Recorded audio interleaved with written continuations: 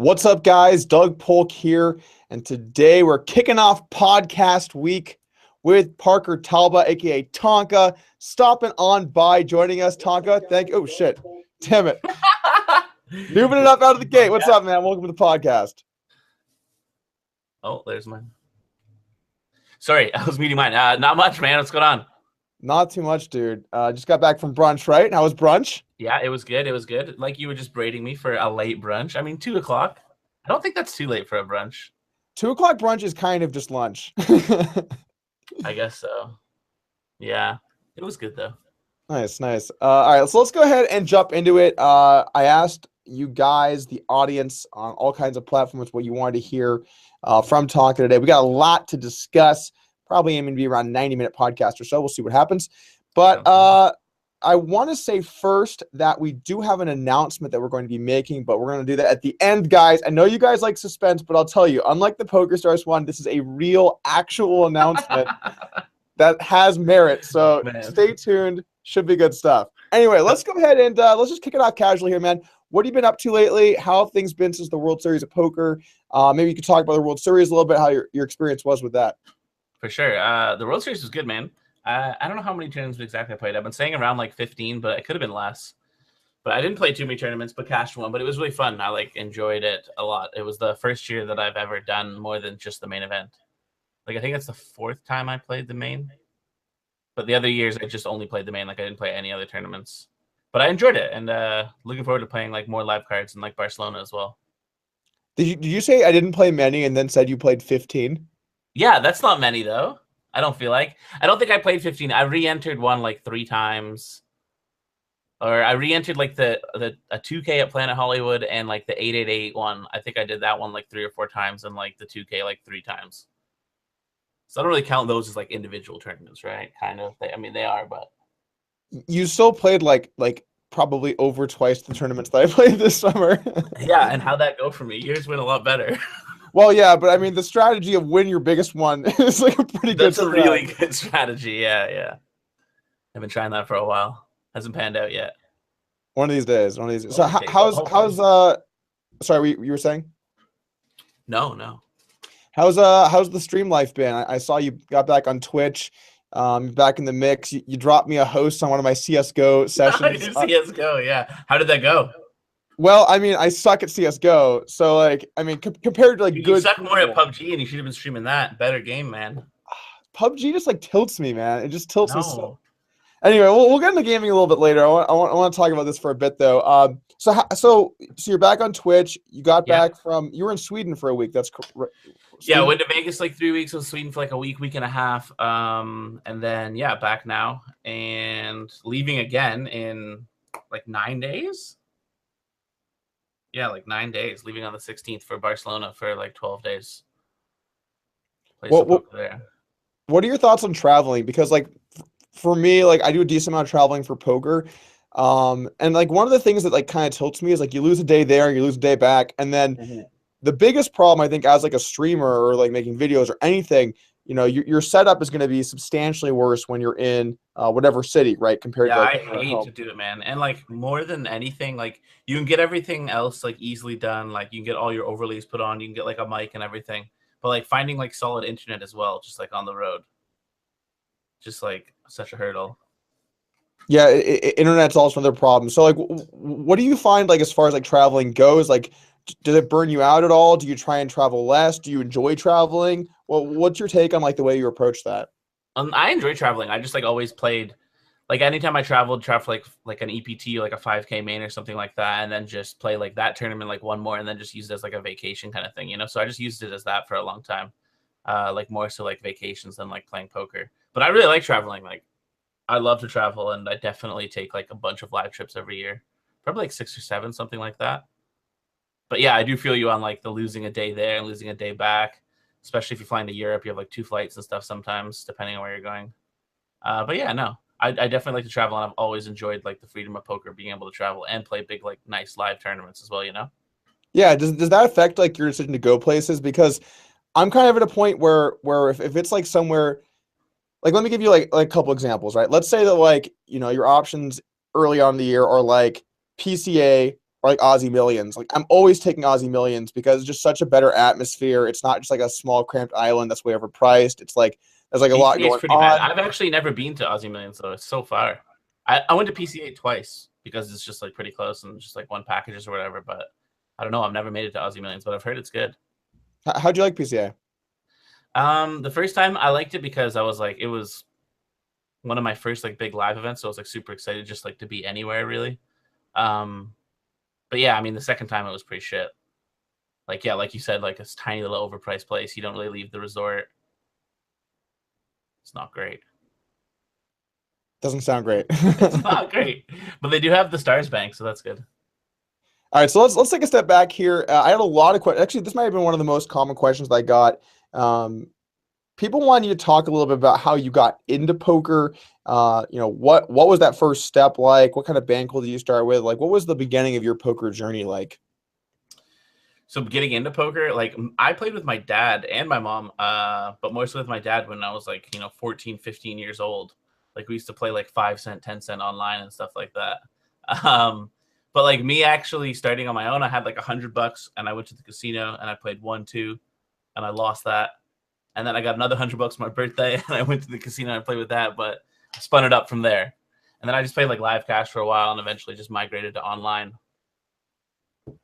Oh, interesting. So you started with live poker. Yeah, well, I played like online like back in the day, but I was 18 years old going to University of Ottawa and like just over the border in Quebec in the French part of Ontario. You could play at the casino at 18, so I went like on my birthday to play. But like hadn't played like online. Like I didn't play online like underage. I did, but like with my parents' consent, so it was different. It felt like. What was it like, playing poker with your dad?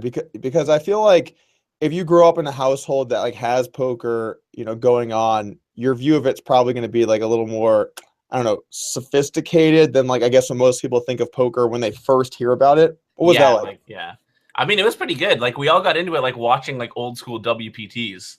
It was actually pretty hilarious. And then my dad put like 20 pounds on, like they fired up like WPT.com. And I think he put like 20 pounds on or something. And then we used to play 5p, 10p limit, 5 pence, 10 pence limit. And one day we discovered no limit. And we were like, wait, so you could win like a 20-pound, like all in pop free?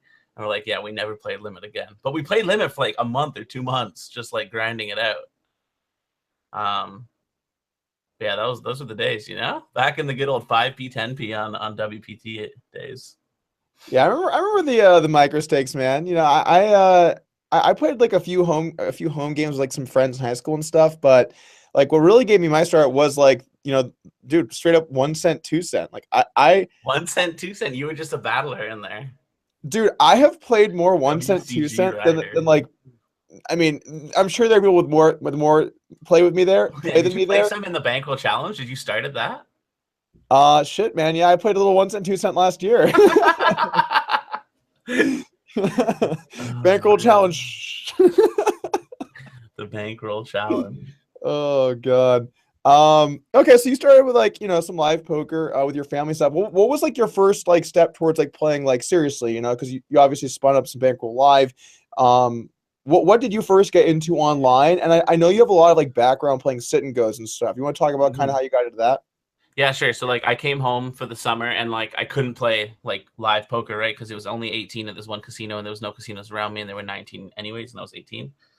So I started playing online and I was like, oh, like I play like one table of 1-2 live. So like that'll just transition into like 4 tables of 50 NL 6 max. And I was like, that makes sense. Like I'll just play that. Did not go well, like lost like $2,000 of like the 5,000 I had, and my friend was like, "You should play tournaments," and I was like, "Okay." And then he sent me $100 on Stars. Like I was playing on full tilt at the time, and I played like some tournaments, and I just got second in like the what's the big 11 now is the daily 40 gram back then, an $11 tournament. Just got second for like 11K on my first day of playing tournaments. So I was like, okay, so this is easy. You know what? I always, just not to cut you off, I always see this with tournament players. I feel that when people find out about tournaments, everyone gives it a shot. Everyone plays a few. The idea is great. And then how you run in that first... It just determines if you're a tournament player. Exactly. Yeah, and I'm one of the ones dummies that bing, so now I'm stuck here. But I mean, we did get a nice break in the middle where we played some sit and goes. That was much better. What was that? What made you interested in sit and goes from tournaments? How did that go? So I played tournaments. So that the rest of that summer I played tournaments and I had like a pretty reasonable success. I spun up like a 50K bankroll in the next like 2.5 months in the summer, and I was like, well, I'm not going back to school, like I'll just play poker instead. So I did that, and then I lost like 35K of it back, I think, and only had like 15K left. Like just obviously playing like a dummy, like no bankroll management involved in this really. And then I was going to go back to school, and a friend was like, why don't you just play some sit and goes? So I started to play 18-man sit and goes, and then I played a ton of those. And I played those for maybe like 8 months or something, and moved up and, got a lot better. And I had like a really smart friend, like, giving me like tips on like ICM and like understanding shit like that. It's like obviously just like oblivious to most things at the time.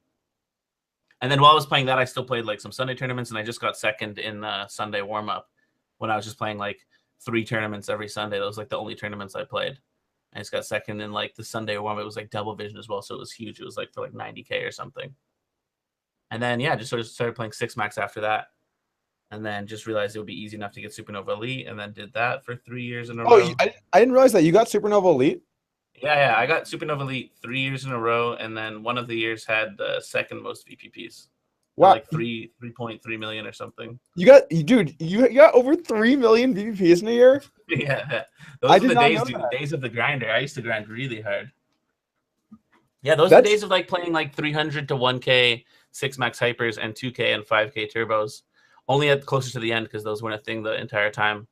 But yeah, I used to play those, and I used to play like 2 4-hour sessions a day, like 7 days a week. Like at least mostly. Sometimes just like straight through and whatnot. But yeah, I was playing like 8 to 9 hours a day. That's nuts, dude. I was always the biggest fish with the VPP program. I was always in there for the like 600K VPPs a year. Yeah. You're just not getting any of the value at all. Just no value. I'm just in there for like a lot of volume, but no value. Yeah. I mean, I was the opposite. I was just like, I'm just going to make a lot of points and play more than everybody else. You were like, I'm going to play one table and fucking smash my opponent. I was like, I'm going to like coast by in the field, but like play 10 times more than everybody else. Well, dude, for a long time, I 24 tabled and was trying to rake back grind my way there. But then in 6 max or full ring cash or what? Yeah. So I got my start in full ring. I was 24 tabling once and 2 set, and I just like slowly worked my way up to like mid stakes or whatever. But the thing is, the problem is that mindset and that approach, it can, well, okay, so it's different 5 or 10 years ago, right? 5 years ago, 10 years ago, whatever. Different.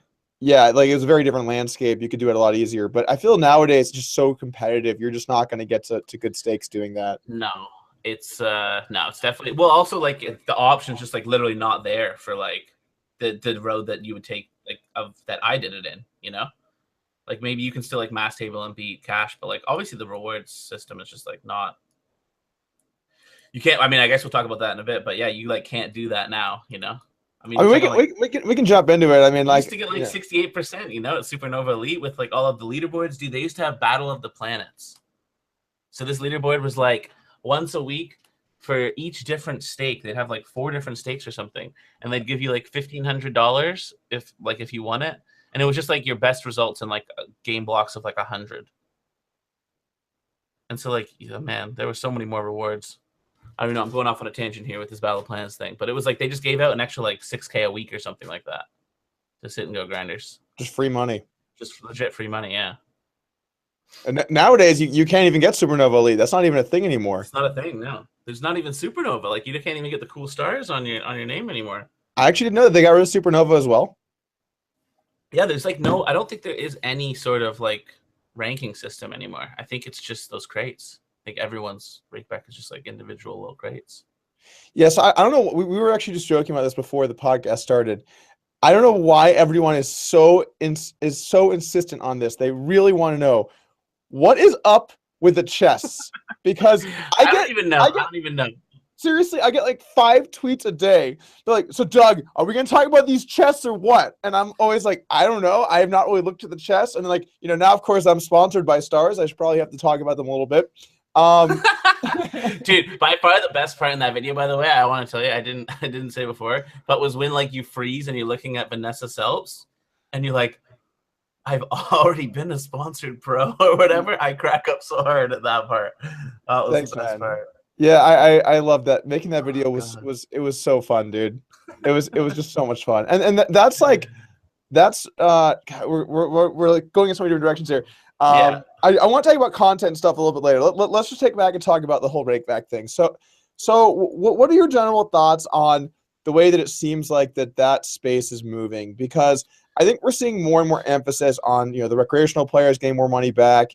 We're seeing companies at least stars be a little more, sketchy with some of the moves. There was a recent thread on Reddit where they were talking about how stars used to, if there was a 215, it used to be 200 plus 15.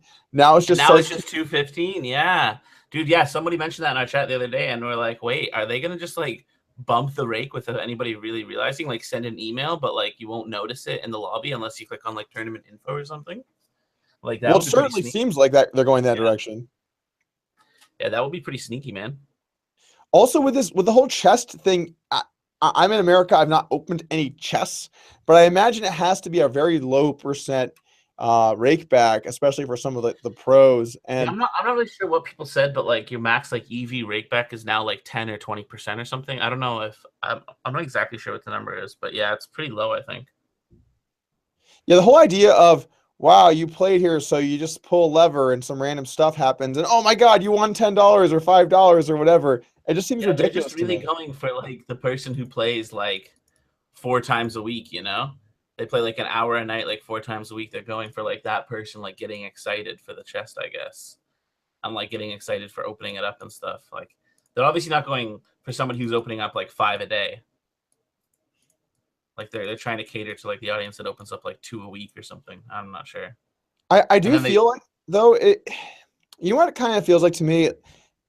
It seems like the people that are running that division at Stars or whatever are thinking of all poker players like they're just gamblers. And don't get me wrong, there are definitely there are a lot of poker players that are gamblers. They like just gambling on whatevs. I understand that.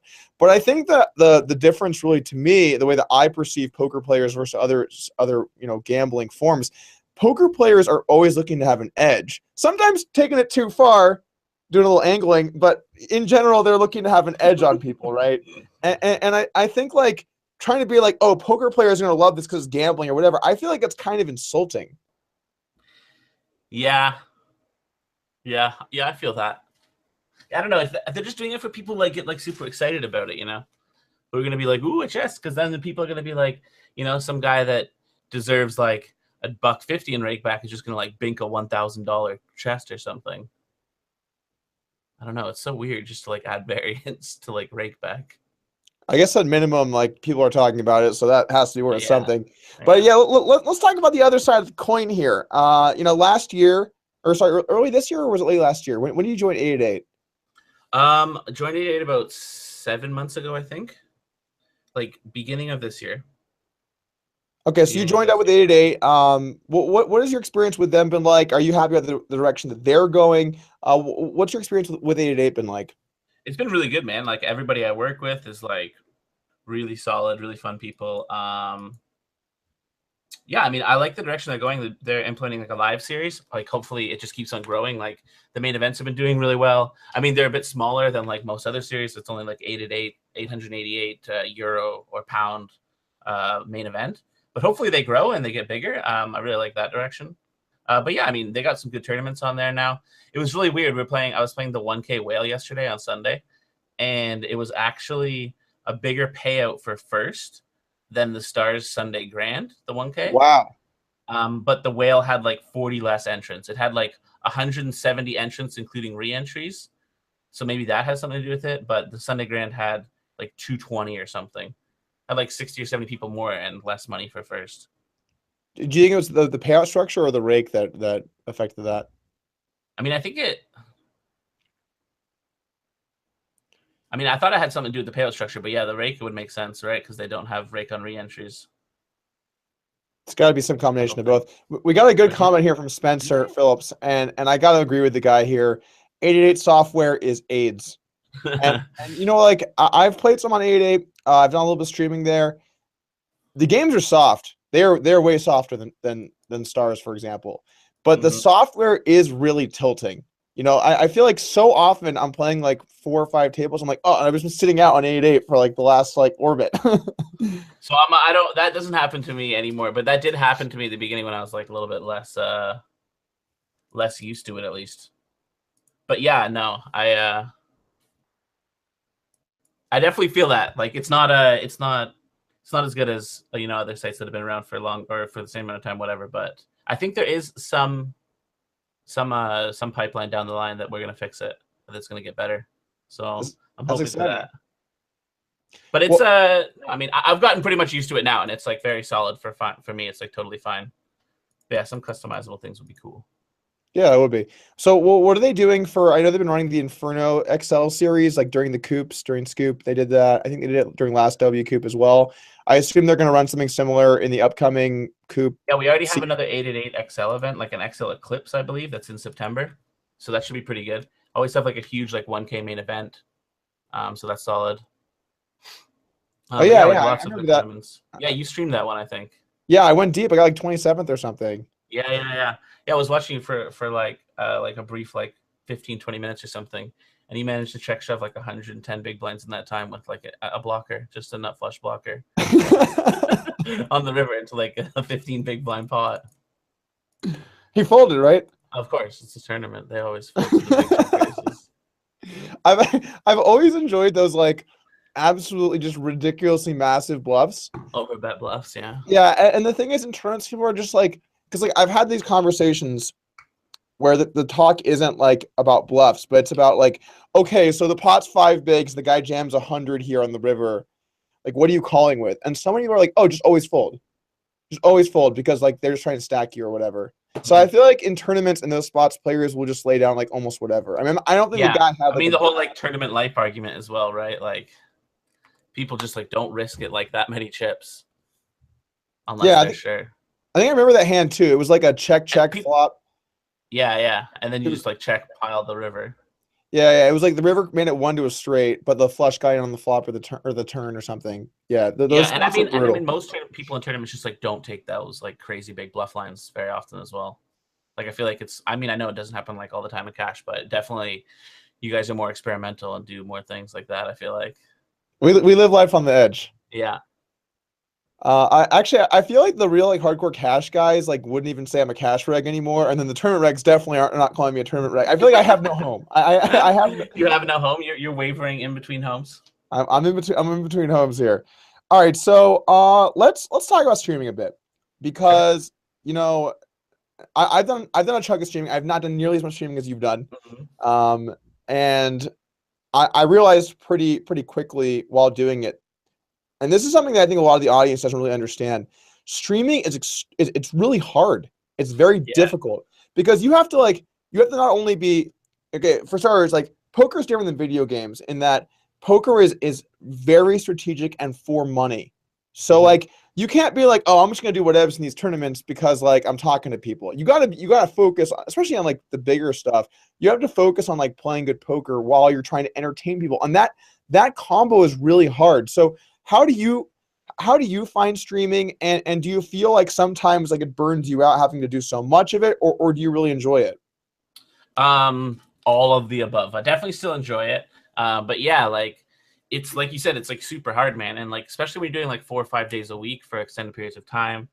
I mean, like it's like you said, like playing poker is hard enough, and then throw in being like upbeat and energetic and like talking to people and explaining what you're doing as well, like pretty much all the time.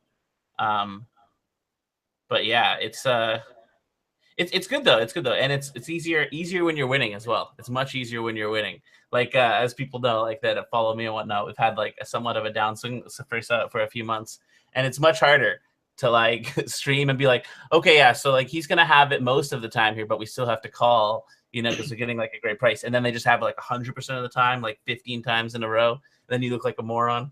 Um, but yeah, running good helps for sure with the stream. Just like feel like balancing back and forth, like when it's better. But They'll no, turn these on you guys too. talk. Yeah, quickly. People will turn on you. And I'm not sure what it is. I think it's part when you have just enough people watching something, right? Like let's just say you have a few thousand viewers, Hmm. then part of those people are going to be people that really love you. In fact, they're mainly going to like you because there's a reason that they're there. But there Hmm. are a lot of people there, because a surprisingly large number, that are there to see you fail. Yeah, They're dude.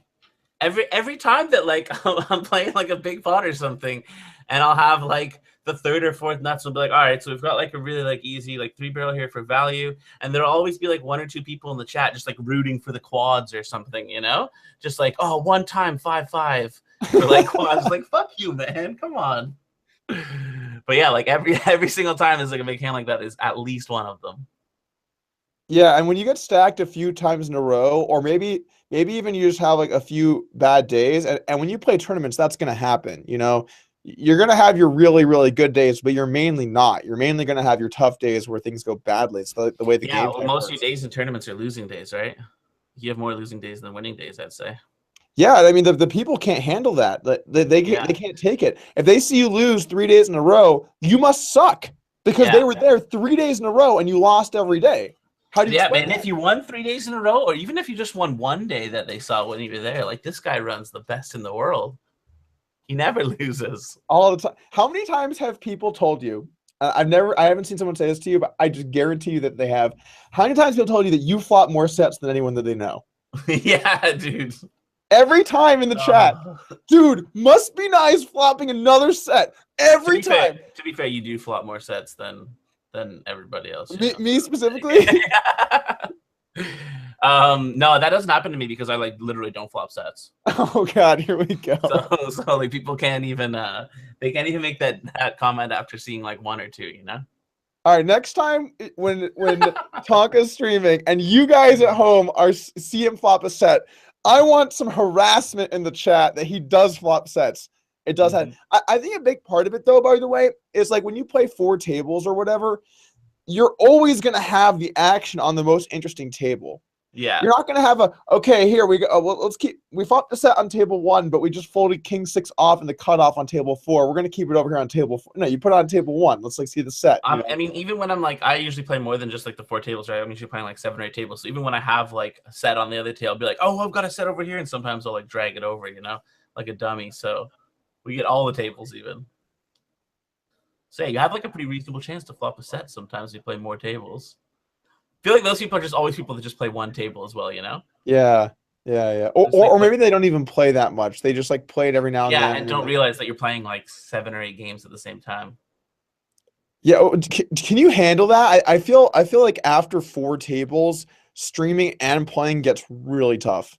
Yeah, so I think I'm averaging around like 6 to 8, probably like 6 or 7, which is like fine. Like it's just like right beside on my other screen, so it's like not such a big deal. But yeah, like on Sundays, like at peak time, sometimes get up to like 10, 11, and 12 even, and then While it's you're like super streaming, stressful. Yeah. Like I like peak time on Sunday, like you can get up to like 12 pretty easily of just like good like solid tournaments. are you even watching the chat really at that point? Yeah, still reading like a lot, but like you read less during like the 2 hour like peak period. But no, I'm still like reading like almost everything. So you're saying is like, you got S&E for a reason. This guy can grind. You can handle a lot of tables. Yeah, we can. I mean, that was when I played Sit and Goes, right? I just like 16 tabled 6 max hypers all the time. So like, I mean, playing like 8 tournaments is a breeze.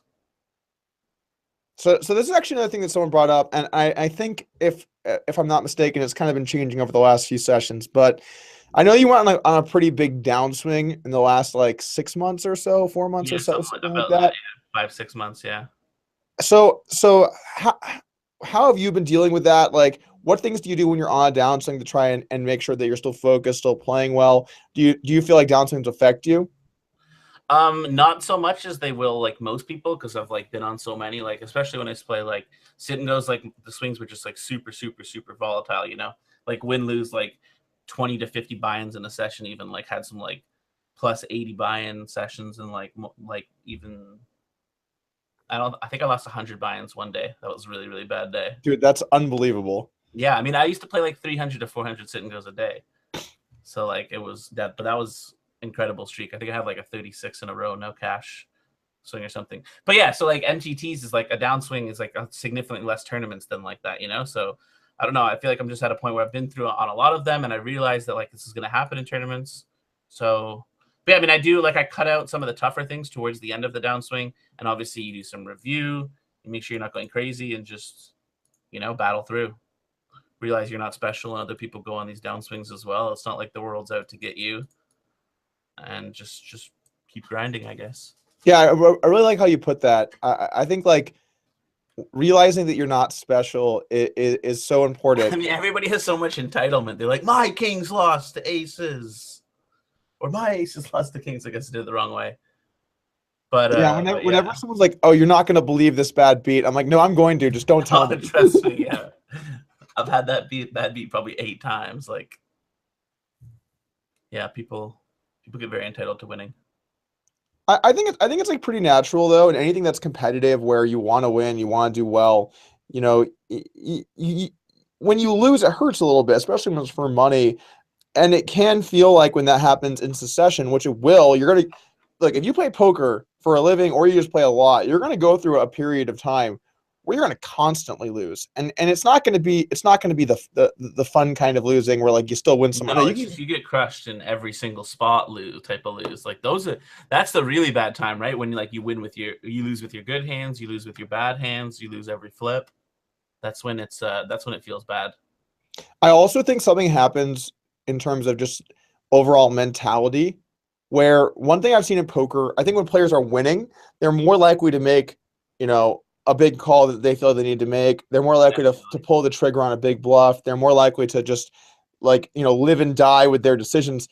But I think that at some point players kind of get shell shocked and they're like, oh man, does he really have aces again? I don't want to get stacked again. And then you start, it changes how you play a little bit. So what do you? Yeah.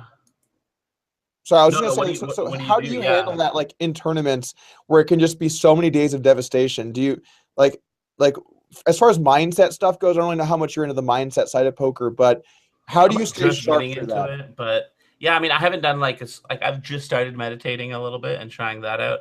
But yeah, I don't know, for mindset, just if you're like confident in your game and like you're confident in yourself beating like the tournaments that you're playing, then battling through like the tough times should just be easier, just because you just have yourself convinced that you are going to beat these games over X amount of sample, so that it just will turn. But yeah, I don't know. It's pretty hard in tournaments because, like you said, it's like pretty easy just to brick like a month in a row. Like it's like very easy. Like you don't play enough tournaments to really realize it sometimes.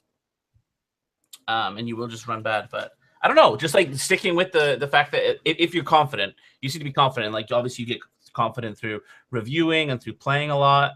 Like I just always learn through like playing a lot. But obviously you do need to do review and whatnot. Keep yourself afloat.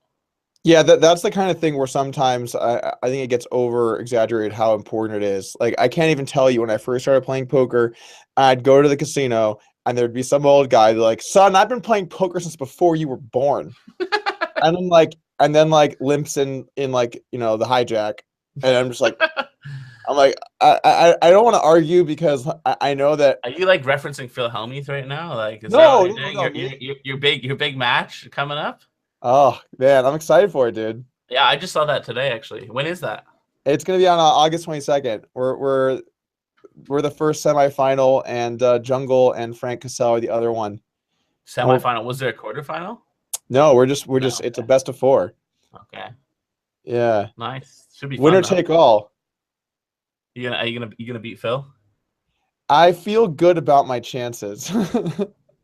I mean, first, so like you never really know because it's like it's gonna be like a well, depending on how things go, only like a 2-3 hour match, right? And blinds are gonna go up.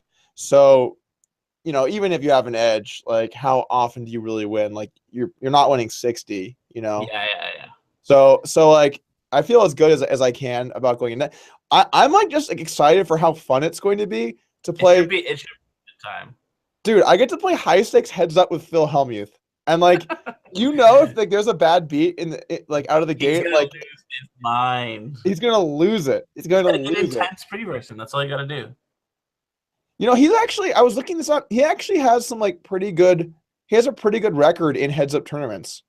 Yeah, I saw the YouTube video that you posted a about like the pods and like playing him and talking about it or whatever. But yeah, like he won the one. He won one of them, right? Or did he win it twice? He won. I think he won one. I think he won a different one. I think he has like some other caches. Like he has. Look, here's the thing about Phil Hellmuth I don't get, man. I just don't get it. I will like look at him playing in any individual event, and I'll be like, okay, that was bad. What was that? And then there will be some like totally outrageous fold where like he'll have like 3 blinds and fold like queens or whatever. You know, like it'll be some insane. He's had a live read. Some white magic was popping off. Yeah, and then everyone laughs, and then you like look at like the numbers, and like for just years he's just crushed everything. He just crushes everything. Yeah, I know. I mean, it's like, so do you know who Pisagno is? Sorry, who? Io Pisagno or Pisagno. He's like this Brazilian Stars pro for a while, but he's not anymore. But like he was just like the craziest player ever. But I mean, I think what people settled on was that his fundamentals were awful, but he's like the best person at exploiting wrecks ever or something. But like he used to like limp fold off of like 5 big blinds on like turbo final tables and stuff like that. And just like do some of the craziest, most absurd shit. And he just like printed money. Like he just played like a softer schedule and just like literally printed like $1 million+ or something like that in tournaments, and just like played so obscenely weird. But well, just managed to crush it. There's definitely something to be said for, especially nowadays when people are just so deep in the lab and like in like numbers and just like trying to play like a perfect style or whatever. There certainly is some advantage to playing in a unique way. An unorthodox style, yeah, because, I mean, for not sounding like a fish, like people don't see it coming. Yeah, there's a really good example of this at the high-stakes cash games on Stars a few years ago. There was a guy named Eccentric BG. I think he still plays. Dude, I know him, yeah. You know who he's yeah, he played some tournaments, and he played some sit-and-goes as well. He played some high-stakes sit-and-goes. Some like 2K6 max and stuff. Yeah, so he would only limp into the pot, except for the button, I think, but in any other spot. He would only exclusively limp in. He's a winning player, though, right? Yeah. He won a bunch of cash, right? I'm not sure exactly, like, I mean, I don't know if he was a crusher, and I don't think he was, but he was like a winning reg. And I would just I'd be at the table, and it was back when I was trying to do 6 max 2 before I was like, these guys are just too sharp, and like, this is too tough. But anyway, I would be at the table, and then I would just see someone just like play this hand against him, where like he would limp in, and then like just madness would ensue. Like there would be like limp raise, they call with whatever, flop comes, just like betting and raise, and then it gets to showdown, and like okay, he limped pre, right? But like the rest of the hand, he played extremely well. You know, he played the hand well. And then the other guy just like flipped out because he got limp raised and just like went crazy and just did some like insane stuff. So there's definitely value there. There can be value in taking suboptimal lines if you can get people to do ridiculous stuff. Definitely. There's another guy in tournaments, My Poker F. Have you ever seen him before? I think I've heard of the name, but I'm not sure. But he plays people. A lot of people think or like thought that he was like a bot, because he just plays like super crazy and just does some really weird, crazy, like limping, like 4.5x, like overbet bluffing in tournaments, and just like he does it like all snippety snap as well. Like so often, just be like it'll get to him and like within like a second, like he's put out like a 2x pot bet on the turn. He's just like super fucking random, but he just like crushes actually. Like I had it noted as a rec for like a year and a half or something, and then I found out he's just like a huge crusher. That kind of reminds me of Isildur a little bit, actually. Though, like, just like it gets him instantly 2x pot. Just like 2x pot's gonna be what it is here, you know. 2x pot's gonna be what it is. You love that? I mean, it just reminds me of Isildur a little bit. Like, yeah. Yeah, I mean, I was like playing like $2 tournaments when the big Isildur games were running. I can remember sweating it on like high stakes poker threads. It was something that I was glad that I got to do in my career, where when I came into the game, I remember the whole him and Dur thing. That was just like insane. And I was like, man, one day, like, I want to do that. And I actually got a chance to play Isildur at those stakes. I got absolutely destroyed the time we played the highest stakes, and I lost $1 million. But I got lost $1 million. Oh my goodness. Yeah, he beat me for $1 million. Yeah. That doesn't feel great. The sick thing is too, I think like I ended up like up 1 or 1.5, but like we played a lot of sessions where I won small, And then we just had this day where like I just lost inf.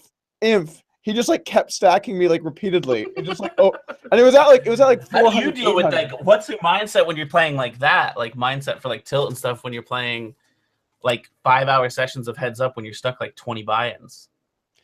Well, if you're gonna play heads up just to begin with, you gotta just have like extremely good emotional control, or you're just not gonna be able to last because everyone's gonna, if you play high enough stakes, no matter how good you are, you're gonna eventually just get clobbered, just guaranteed. Yeah. You don't control when, you don't control who. It's just guaranteed at some point someone's gonna lay the smack down on you, and then you might not play that high again for months, right? So it's like. Those moments are really important. And even someone like Jungle, I think, is a good example. He rages when he loses, but if you watch how he plays, it doesn't really change. Like I think like, emotionally, he's just really invested in it, but he doesn't actually change how he plays. He doesn't like tilt when he goes off like that. Well, that's pretty incredible though that you can like rage like that hard in like the chat box and like it doesn't affect your play. Yeah, like, that's like a special kind of person, man.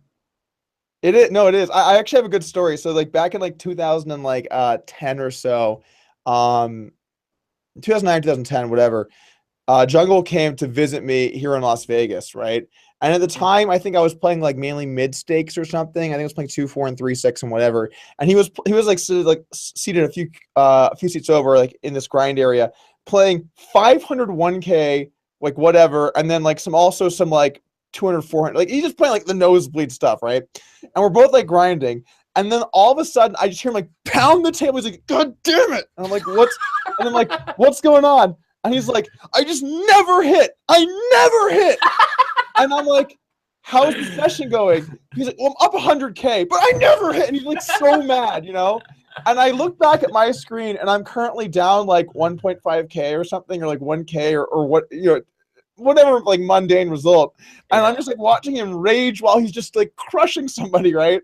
And I'm like, man, what I would do to be up 100K today, But it's so crazy. Like you said, like he's winning as well. So he must just be like, anytime he doesn't get there, he just feels like the unluckiest person. Well, I think that the thing for Jungle is like he's just like a really competitive person. Like he badly wants to win. And like he's got a lot of talent. Like he's a good poker player. So like that combination, I think, is what made him so fierce and like why he like got to the top or where he is today. But sometimes people still just like emotionally just like struggle a little bit. And it's funny because the other person that's kind of like that is Veldhuis. Yeah, definitely. I was like praying, yeah.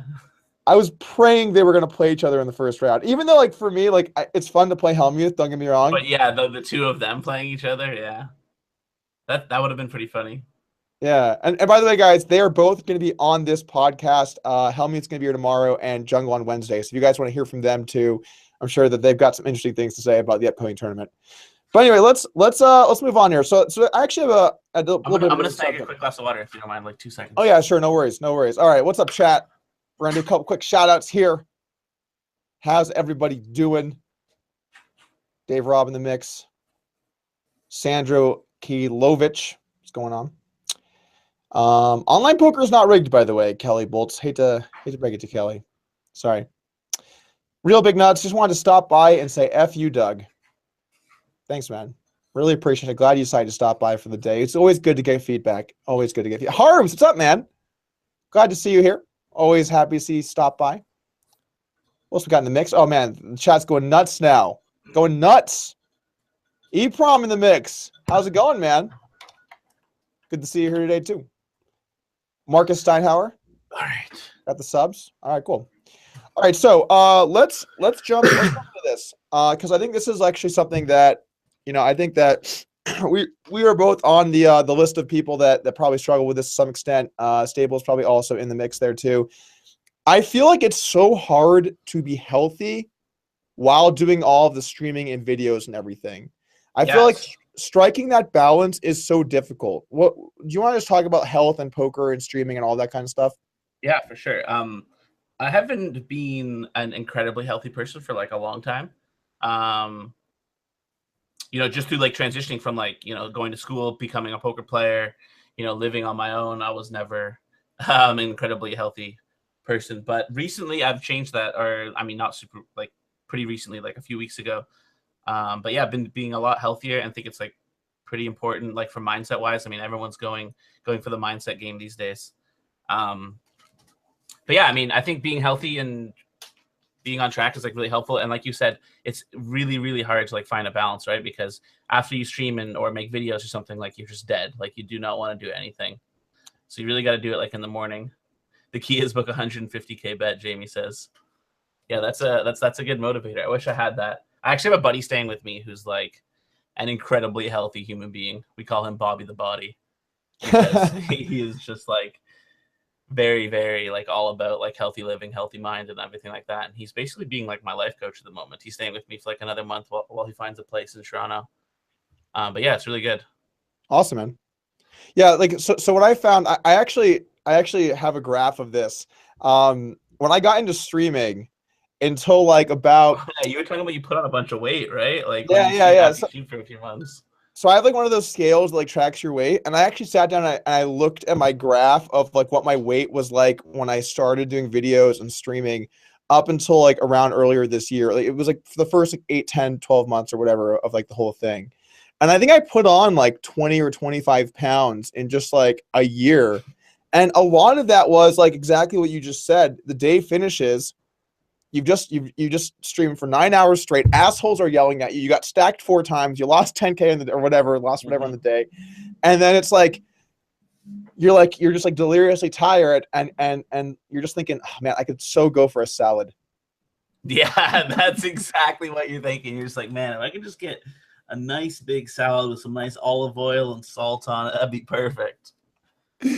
It's tough, man. It's so tough to balance that. So like, have you been trying harder lately to like keep that balance? Yeah, definitely. I find it's like so much easier with someone else here, like with like living with a roommate. Like if I'm on my own or whatever, and like the session finishes, I'm not going to be like, okay, let's go to the grocery store and whip up a meal, you know, like that's just not something that's going to happen.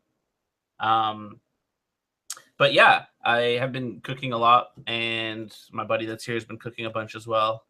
And we've just been like just generally eating a lot better and managing to get some exercise in. So that's good. Unfortunately, I don't have the 150K little bonus on the side. I just have, a healthier life, but hopefully it's enough. If you ever want to do like a weight loss prop bet, I'd be in for it. We can. You'd be in for figuring out. We can cross book it, me versus you, and then if we both like get less fat, we like call it a shop. Okay. Potentially. I've been doing a lot better lately. I like did a lot of working out earlier this year. Yeah. I've been trying to get my diet a little more on point too. I managed to lose like 10, 15 pounds or whatever. But obviously, you shedded the streaming weight. Yeah, dude. It's straight up the streaming weight. It really is. The streamer 25, they call it. Do they? Is that a thing? No. Like, so like when you just take the streaming out, like videos and streaming are totally different animals. They're totally different animals. Yeah. Like when I make a video, normally like the way that it works is like I have a call with Seriously Serious, my editor. We'll talk about a concept, and then we'll like discuss it for an hour or two. I'll like, I'll record for an hour or two, send him the files, we're done. It's in his hand. It's in his hands. I hope he makes me look good, but it's out of my hands now. But like with streaming, you're just like committed, man. Like when you fire up tournaments, if you go deep in something, no matter which one it is, whether it's your smallest or your highest stakes tournament, if you go deep in something, you are committed. You're like, it's streaming tournaments is hard, and especially coming from like a sit and go background for like 4.5, 5 years, like back, like sit and go, same thing as cash games, right? Like if you're playing hypers, like I can end my session in like 17 or 18 minutes or something like that. So just like finish registering, take a break, eat something, and then come back and play another few hours. Tournaments isn't like that. You fire up tournaments, you reg for like 4 hours, and you're almost guaranteed to play for at least 6 to 7 hours, all the way up to like whatever, like 12 hours, 12 to 14 hours. So yeah, it's like definitely tougher playing like a tournament schedule and streaming it. Well, what's it like for you on those like the 10th hour, the 12th hour? Like how do you still play well and also like manage the chat? And you also brought up earlier, being entertaining, because I think one of the reasons why you've been so successful on Twitch is because like you're a funny dude. Like you troll a lot, you like joke around a lot, you're like in it for the lulz. You're like you. I mean, you're slow rolling Jamie Stables. Shout out to Jamie Stables in the chat. Yeah, dude, that was a good one. Do you find you can be as entertaining though when you're that deep in it? I mean, it just depends on the day. It depends on the tournament. Like, obviously, if it's like the low end of your buy-in range, it's going to be pretty hard to be like super excited or whatever. But I mean, obviously, if you have a tournament with like, 40, 50 grand, all the way up like 100 grand up top in it, like it's pretty easy to be like still excited even after like 9 or 10 hours. I feel like for me, I mean, not for people who maybe lose $1 million to Isildur, but like for me, like I'm gonna be getting excited about a 50K score still at this point. Not overly excited, but, so yeah, I mean, the right amount of excited. Just the perfect amount of excited. But yeah, no, I don't know. I was saying this. I think I talked to you about this because it kind of sucks. How like at the beginning of the stream, I'm like so full of energy. For like the first like 2 hours, I'm like bouncing up and down. I'm fucking singing along. I'm having a great time. And then like your energy starts to like drop off after like 4 or 5, 6 hours. I feel like, and that's when you really start to get tired. But like that's when like you've accumulated a bunch of viewers, So like you want to be more upbeat at that time. But it's hard. But yeah, I don't know. Sometimes you'll just be tired after like 10 hours. I feel like for me it depends on like what I'm deep in. And like if I have a big stack, then like I can play lots of pots. If you have like a 20 big blind stack deep and you're just sitting there folding, like more or less like waiting like for good spots or good hands, like it's a lot more boring, I feel like. Yeah, definitely. I also think if it's your lowest stakes tournament, it's got to be so hard. Yeah, like one tabling a tournament with like 4 or 5K left at the end of the day is it can be hard after a rough day. But you still got to put in the smile. You got to tell some jokes. You got to troll some people. Yeah, and yeah, have a glass of wine, troll some of the chat. You can get through it. Saying it like it's a death sentence. You can get through it, man. You just gotta try. Keep your chin up. Oh, by the way, also, guys, if you have not first world problems here. Yeah, seriously. If you guys have not checked it out, Tonka also has a YouTube channel. We'll put the link in the description after the pod. It's a lot of stream highlights, some session review stuff as well. What's your general content like on YouTube? So if people want to come check you out, like what can they expect to find there? We vary, but we mostly do, like you said, primarily stream highlights. We cut them up in a fun way, highlight all the big hands, big losses, whatnot. And then, yeah, I did some like hand history reviews, just like of some big tournaments I've won and stuff. We did some like sit and go content where I was just like, basically talking over hands while playing like 6 max hyper turbos and some 6 max turbos and stuff. But yeah, for the most part, it's highlights and, final table runs, big wins and stuff like that. Okay, cool. Yeah, if you guys want to check it out, again, we'll put the link in the description below. But it's Team Never Lucky here on YouTube, right? Yeah, that's it. So actually, let's talk about Team Never Lucky for a moment here, because sure. Obviously, like Carver has its team Run It Up. You have Team Never Lucky. So can you tell us a little bit like what was like why that name? Like when did you start Team Never Lucky? Like what are you trying to do with it? Not really trying to do much with it right now. Team Never Lucky sort of like functions like I feel like the same way like Jason's team like Run It Up does. It's just like like the team of people who are like hanging out, like who are subbed. Just like anyone in the chat just hanging out, really like it's not really like a direction. Like I'm not planning on like adding like a big team of like poker players or something like that. I mean, maybe down the line, but that's not like something that I'm looking to do right now. And it was just like I was pretty hard pressed to find like something I wanted to come up with that wasn't like Parker Talbot Poker or something like that. Not to shit on Doug Polk Poker. I'm right here. But yeah, I don't know. I just didn't want to go with like the generic name. So. And like a friend of mine was just like, I was like, yeah, I'm trying to come up with a name. He's just like, what about Never Lucky? He's like, you say that like 10 times a day already. Because like people say that in like Hearthstone and in like the gaming world as well. And I think I just like adopted it through that. Just like lose a flip and just be like, fucking Never Lucky, man. See, I don't know what that's like. I couldn't say. Yeah, I mean, of course, it's like what I said before. People giving you shit about flopping sets, and like I said, people can't even do that to me because you have to flop a set in order for people to give you shit for it. Right. That makes sense. Because we're never lucky, get it. So let's talk about Twitch for a minute, okay? Because I've kind of been out of the Twitch game. I felt like it was a bit too rat racy for me. I mean, it's a competitive environment, and like I feel like when I look at like the Twitch viewership and stuff, I think that Carver is still number one in terms of viewership, And Yeah. then you're definitely number 2. It's like not very close if you look at just the average viewership and stuff. So how has your growth been? Do you feel like when Carver isn't streaming, it's better for you? Do you feel like one day maybe you could actually get to the same place Carver's at? Can you talk about that aspect a bit? Yeah, for sure. I think that, yeah, Carver's definitely still number one, just because like Carver's like the only person that can just like come in and within like no matter what he plays, whether he plays like some 5-10 mixed game or like a $7 home game, like he's gonna get like 5K viewers, like no problem, no matter who else is in the directory, you know. But yeah, I have been taking, as for like growth and whatnot, I took off like a month and a half, I guess, around like the World Series time. It's like definitely the longest break I've taken in like the 19 months that I've been streaming. So I can't really talk to like the growth like as of late, but yeah, I mean, I had like a good like 2-3 week period there where I was for the most part like the only big streamer, like everybody else was gone, and was just like averaging like over 5K viewers a day, and if you make like a final table, like upwards of 10K. So that was like pretty huge time. That's Like sick. you said, I think it's like, yeah, it's like super rat racy. Like it just depends on who's around, you know. Like if like if all of like the big streamers are competing, then I feel like everybody's numbers just suffer, you know. Obviously the top spot will still get some more, but Yeah, yeah, I mean, the top no, spot's just so important. on Twitch, yeah, it's crazy. Because and like I think we've talked about this before. It's just like I know that from firsthand, because if I go into like some random game that I'm playing on the side, like I think I played like The Witcher like a year and a half ago or something, and like I wanted to watch a bit of The Witcher, so I opened up The Witcher, and like obviously I just clicked on the one with the most people. I didn't go to like the fourth one and be like, oh, this guy's probably good. You know, you just click on whoever has the most people watching. Yeah, definitely. Yeah, I mean, it's like that in anything. You want to see like what the commotion's going on, you know? Mhm. If everyone's watching one person, you want to know what they're doing. Also, we got some people talking about Lex Veldhuis as well. Lex has been growing a lot lately. You look at the numbers; they're definitely increasing. But just like statistically here, Parker has got better numbers.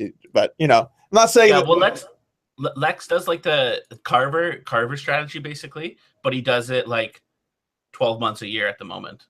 Like he plays like 6 days a week, like 5 to 6 days a week. I think he's doing Monday to Friday, but now he's been playing Sunday sessions, and he plays like he just plays like 12 hours a day. I mean, I don't know, like, and there's like, and like he definitely has like bigger numbers than me right now, and he's always getting on before me. So any day that we're competing, he has like a huge advantage. But yeah, he's just like crushing poker, and like I will not be able to compete with somebody who streams 10 hours plus a day, because like I can't do that. well, that's the 12 thing. months Like, a year, yeah, 12 that's the months a thing. year. Sorry not to cut you off. That's the No, no, thing. no. Like, we've talked about this too. Like, a lot of Twitch, not all of it, but a lot is volume. It's And consistency and volume, yeah. if someone can wake up every day and know that you're online streaming, you're gonna build faster because Dude, they just always go there. They make it part of their day. They make it part of like what they do every day, and like that consistency builds. That's one of the things why I think for Carver, when he like Carver's been kind of MIA for the last like couple of months. I think he originally said he was going to the World Series. He didn't. Um, I know he did a Run It Up Reno event like a couple months ago or whatever, but when he takes like a few months off and then comes back and then goes super hard when he comes back, I kind of wonder like if that's going to work out for him in terms of like, continuing to build that audience. He has the biggest audience, but yeah, I if you think it look at the doesn't really growth, matter for him at this point, just because he has like just too big of an audience. He got like so much. He got like a ton of promotion as well from Twitch in like the early days, and he just built like. I mean, he has like 160,000 followers, or maybe more, like 180 or 200,000 followers on yeah, it's Twitch, like and that's just 210, I like think. 210. Yeah, I mean, I have like 60. I would imagine you have probably around like 180 to 100 or something like that. We have like No, the same exact we amount have the basically. same. Okay, but yeah, like I mean, he just has too many more, and I think follower numbers aren't super important for like your immediate like amount of people, but like the most you can reach, right? So like if you have a final table, you're gonna have more viewers than the guy with like 25,000 followers, because if it pops up on like your follow feed that so and so has 10,000 followers or 10,000 watchers right now, you're gonna know something's up, so you're gonna tune in. Yeah, it's funny. When I started streaming, I thought followers didn't matter at all, and then like as I like learned more and more about the platform, I was like, oh man, followers are really important because like Yeah. you can see, like they'll see you're online. A lot of them will see when you go live, and then it allows you to potentially reach more people. And that's kind of been the thing about Carver's audience since the start has been like when Carver streams, people show up that are otherwise never in the Never in directory. the poker listing. Yeah, it's a crazy thing, man. I mean, it was like it's probably like a year into me streaming or something. I was like watching Carver, and I think I like resubbed to him, or someone was like, or he mentioned me on the stream or something, and like just like half his chat like didn't know who I was, and just like nobody like was just like there's so many people in their chat that just like don't know any other like poker streamers because they're just like there in poker for Carver. It's sick. I think a lot of it is the promotion and building an audience when, like when it started, like, when Twitch no one Poker else got was going. doing it. Yeah, like you're saying. Yeah, I mean, when Twitch Poker got going, like the two big streamers were definitely Carver and Jamie Stables. Again, shout out to Jamie Stables in the chat. And like, I think that like the amount of front page time that really Carver managed to get there, let him build that lead. And like, so ultimately, like the reason why I left Twitch, I still will every now and then throw something together, but the reason I left was I just felt like I was never really going to overcome that. And like when Carver is going hard, it's really tough, dude. It's difficult. It's a difficult time. You have to base your. I mean, for a while it was like fine. It was totally fine for me, and I didn't really mind because he starts really late. So he was starting at like 5 p.m. and I play at like 1 p.m. So like I'd be playing for 4 hours, so it wouldn't be like that awful, But like if we start at the same time every single day, it'd be rough. Yeah, definitely. There was a point where it was me, you, and Carver all streaming at the same time, and it was just like, it's rough, dude. Yeah. Yeah. Someone's gonna be like have all the viewers, and the other two people are gonna be just like mellowing out. I'm really interested to see where YouTube goes because, obviously in the last like couple of years, everyone's trying to fight for live content. That's just like everyone's trying to do now. The longer you can keep people on a platform, the more money it's worth. The more money it's worth, the more money they make, the more they can like make money for creators and stuff. So everyone's fighting for that. My main problem with YouTube though is YouTube. I think that poker is kind of like a gray area on YouTube, and so they're not like committed to promoting it like with Twitch. Okay, that makes sense. They're like trying to keep it. I hadn't really thought about it, to be honest. Yeah, I'm not sure if you've ever debated like jumping. I mean, I'm still not sure if it's the right move or not, but I'm not going to stream a lot, so I don't think it's going to matter too much. I definitely want to do more to try and build on YouTube. But I think it can only be a good thing for content creators when there's competition, because the more sites you can stream on and actually build an audience and grow, the more options that you have, the better it is for the people that are streaming. For sure. All right, so let's talk about a couple other subjects here. Let's talk about another shot at Jamie Stables. Let's talk about slow rolling. So, how many people would you slow roll? Like how many? A reasonable chunk of people. Okay. I mean, I'd slow roll you. Nice. I can tell you that much. Nice. Good to know.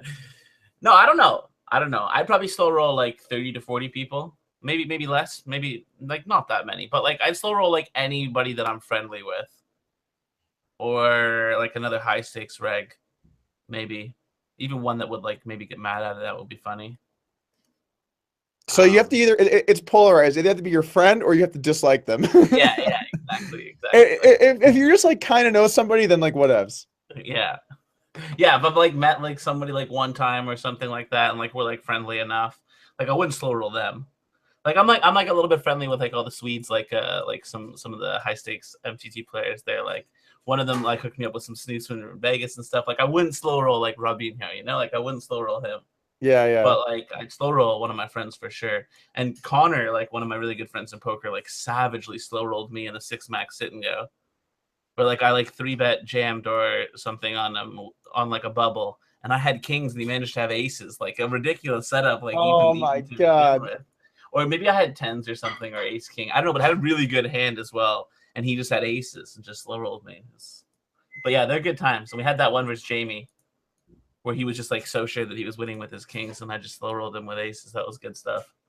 Yeah, I shared that on Facebook. That's a great clip. It's a really good clip. I also love the like from Jamie's perspective in there too. Yeah, he just got it. Like, by the way, in the chat here, doesn't feel good, does it? Let's talk about the Jamie Staples weight loss bet for a second here. So sure.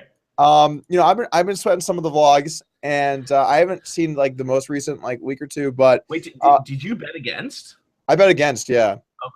How you feeling about that? I don't feel as good as I did 3 or 4 months as ago. Tennessee, when you started the bet, I mean, they're crushing it so far, right? Yeah, no, they're doing a fantastic job. So well, a few reasons that I bet against. First out, I got like way better odds than like the opening line or whatever. Okay. And so I got like 8 or 9 to 1, like average between my bets or whatever. And I don't I actually forgot how much I'm betting, like 60 or 70 or 80,000 or something. I don't remember the You're exact betting amount. that much? Well, yeah, I mean it's to win like I don't know, Oh yeah, of course. 9K Like or not, something. yeah, Like yeah, yeah, yeah, yeah. you have to lay odds. Yeah, of Oh, course you're betting you against. thought I No, no, had no, the no, no, no, no, no. I knew you were betting against, but for some reason in my pea brain that like hasn't done much gambling, I didn't realize that you'd be putting up. Yeah, that makes sense. Yeah, I'm, yeah. I'm, So I got like a pretty hefty bet. What I feel good about is that I think that like the last the final stages is like the weirdest thing still is they have to be within a 1 pound on like a certain time slot, like even if they do make it there and they are at the exact same weight, they still have to get that perfect. And like I know like they should be able to do it, but still like you could just fuck that up and then you lose the bet even though you made it. Yeah, I mean like they're definitely farther along at this point than I thought that they would be. But again, like the first, as far as weight loss goes, it's easier at first, and then it's gonna get harder. Yeah, so I had So some talks with people about this, and like some other people were saying that like no, like once you obviously like you actually the shedding of the weight is like is significantly easier at the beginning, but like breaking habits and getting into a good routine and actually overcoming like the first hurdle could potentially be like harder. And then once you get past that, you're more motivated. But yeah, obviously from like and actually like how easy it is physically to lose the weight, it's significantly easier at the start. yeah, yeah.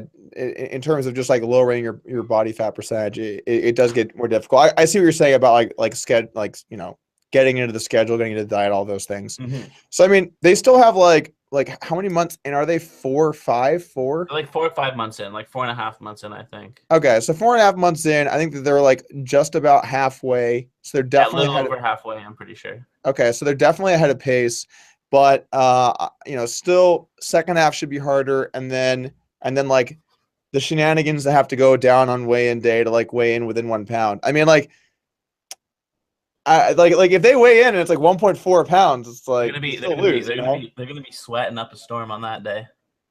Or one I of think, them is at dude, least. I'm gonna be sweating up a storm on that day. Hopefully, dude. I'm hoping that they do it. I'm hoping that like that would be sorry to root against you, but I gotta root for the boys. Dude, I told Jamie, I told him when he started, I said I was rooting for him, and at first I wasn't gonna bet against him, but then the line moved like so much at some And point you I was just got like, too good of a price. also like he got me in because like he was making a protein shake, and like I like looked up on my own the nutrition in that shake, and it had like a ton of sugar.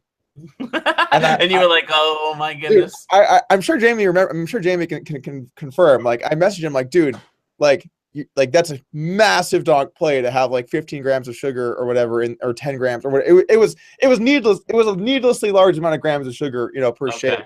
in the protein powder. And then I was like, all right, man, like the line's like 8 or 9 to 1, and like you're drinking sugar. I'm gonna have to bet against. but I mean, luckily, like I bet him. I mean, don't get me wrong, it would suck to lose that amount of money, but like it's not enough money to where like I'm really sweating it. No, it's not gonna hurt you, yeah. Also, it's a bit different. Like I lost a similar amount of money on the Super Bowl earlier this year. Okay. But Did that that was feel like better? in ultimate devastation fashion. Like I Oh had yeah, Atlanta. I remember watching that. We were in King's Casino. It was like fucking 6 a.m. or something. It, Yeah, it yeah, yeah. That was the craziest comeback ever. it was Or unbelievably devastating for me, yeah. man. I remember looking at it, and like when they lined up for that 2-point conversion, I was playing Super Bowl squares, like 1K a square or something, or 5. I Mhm. forget what it was, but it was like 30-ish K for the win or something like that. And I had the square if they bricked the 2-point conversion, and then I also had Atlanta plus 2.5. I had Atlanta at just to win, and then like I got one high stakes poker buddy, and like we do some occasional gambling, and like he's like, all right, here are all the props that I want to bet, and one of them was like against overtime, and I was like, all right, whatever, vig free against overtime, sure, I'm like mainly gonna whatever, and so like they lined up for the 2, and I'm looking at like the difference here between winning and losing, like how much actual money that it is, like for me. And I'm like adding it all up, and I'm like, okay, so like if they hold here, I think I win like 60 or 70K. I forget the exact number, but it was a lot of money. And then I looked at like if it goes into OT and I lose, and it was like I would lose like 50K. So we're talking like a 120K-ish swing or something. It's a very reasonable swing. And I stood up, and I remember like Caitlin was in the room just like watching me just be like a crazy person. And I'm like, hold! Just like, and then like they hike, and like Edelman or whatever just like barely gets into the end zone. And I'm like, oh my God, we're going in overtime. And then they just like snap like devastation in overtime. And I remember walking away, and like I was like, man, I don't know, because I don't really bet that big on sports. It's just like it's the Super Bowl. Things have been going well lately, whatever. And I was like, whatever, I'll just like gamble a bunch of Super Bowl just like one time a year. And just from going from just like I am going to win this, like it is a sure thing. It is over. Lock. It's basically a lock, yeah. It is. I mean, it basically was a lock, yeah. to like the devastating fashion that it went down, and having to slowly watch the train wreck, just like or the train like fall off the tracks. Yeah. Oh, God, dude, that reminds me of like I don't think you follow like hockey, but I don't know, like 4 or 5 years ago, the Leafs, I don't even know if anybody follows like hockey or Toronto sports, that's what I'm talking about, but the Leafs were down 3-0 to Boston in the series, and they came back and tied it up, and then had a 4-1 lead going into the third period and lost it in overtime. Oh my God. Like double or triple overtime. It was like, and I was living in Amsterdam at the time as well, so it was like 6 or 7 a.m. when like the game ended, and it was just like the saddest finish ever. It was really, really bad. Are you a Leafs fan? Yeah, I'm like Toronto everything fan. Dude, I'm like, if you're a Toronto fan, you have to love pain. yeah, it's unbelievable. Like we haven't had like a win in anything in like 18 million years or something. It's that actual? That's the fact. 18 million. 18 million is roughly the last time. No, the Jays won back to back like in the early 90s, but I think I was like 2 years old. So at least you're not. I think the worst sports city has to be Philadelphia, right? I mean, they got to be like everything Philadelphia does sucks. I think the Flyers are the only thing that's like that have been okay in like years. Didn't they win one like 5, 10? I don't follow hockey that much. I can't remember, but I think they did like 10 years within the last 10 years or something. Honestly, I don't really follow. I don't really follow any sport much. I follow basketball a little bit these days. I follow basketball like reasonably closely, but yeah, I mean, even when I used to be like the hardcore Leafs fan, I was like 14 years old, so I wasn't like crazy into following it and stats and everything then. I see it like on like Instagram and whenever you post stuff, you go to a lot of games, right? Yeah, I have season tickets for the Raptors, or I did last year. I'm gonna have like half of a season ticket this year, so I'll still go to a bunch of games, but I travel too much to go to like all of the games, so I was just like losing a heap of value last year. Yeah, that makes sense. So yeah, like I follow basketball, but I don't really follow hockey as much anymore. We're getting a hockey team, Vegas. Yeah, you are. And it's actually time. It's time for me to hop back on the Leafs bandwagon because they're going to be good the next few years. Oh, that's how it works. You just like hop on whenever team's good. No, I'm just saying it is a good time if I were to, but I honestly probably won't anyways. And the thing about hockey, I'll watch more games for sure. The thing about hockey for me, I feel like watching it on TV is kind of boring, but going to a game is awesome. Being at a game is awesome. I remember the first time that when I was in Vancouver, I brought like a bunch of like the heads up guys, Jason Les, Donger Kim, all these guys to a game, right? And it was like if you could bring someone to like an awesome game, it was like that game. Like basically it was like, obviously a fight, and like they're just like beating the shit out of each other, and then like back and forth, tie, goes into overtime period ends in a tie, shootout at the end, like back and forth. And I remember we were leaving, and Dong's like, hockey's awesome. I'm like, slow down. Yeah. This is not how it normally goes down. Yeah, we took a friend of ours, this Irish girl that came to visit Toronto. She went to like a basketball game, and it was like an overtime game where like the Raps won with like a buzzer beater. And it was like the craziest atmosphere, like in like a regular season game, like all year or whatever. And she was just like, man, basketball's awesome. Like, I definitely want to go again. And my other buddy was like, don't go again. She's like, it will be ruined for you if you go again. It will never be like that again. You know what I like though about basketball and hockey compared to like football? I mean, I'll still go to football games. I just love football. The thing is, like, the arena size, like the stadium in football is so big. I feel like Yeah, it's it's kind of hard to see massive. exactly what's going on. But in basketball and hockey, if you have like a good central seat, you can like it's like honestly it's like a better vantage point. Well, maybe not better, but you know what I'm saying. Yeah, yeah. It's this crazy the amount of downtime in football as well. I feel like that's probably one of the big reasons that I don't like it too much. It's like so much downtime. Yeah, there is. And I think for football, have you ever watched Red Zone? Yeah, so Red Zone was fucking awesome. So I joined like a fantasy football team league, like when I had absolutely nothing about football, but wanted to get a little bit more into it or whatever, like 3 or 4 years ago, or maybe it was like only like 2 years ago, and got Red Zone, and it was really cool. But watching like an actual game of football is just I can't do. It's Yeah. just super boring. Yeah, Red Zone is like so what I normally do on Sundays, I like flip for sides with JMO on like all the games. And then like I just like spend 7 hours sweating it on the couch with just like money hanging on everything.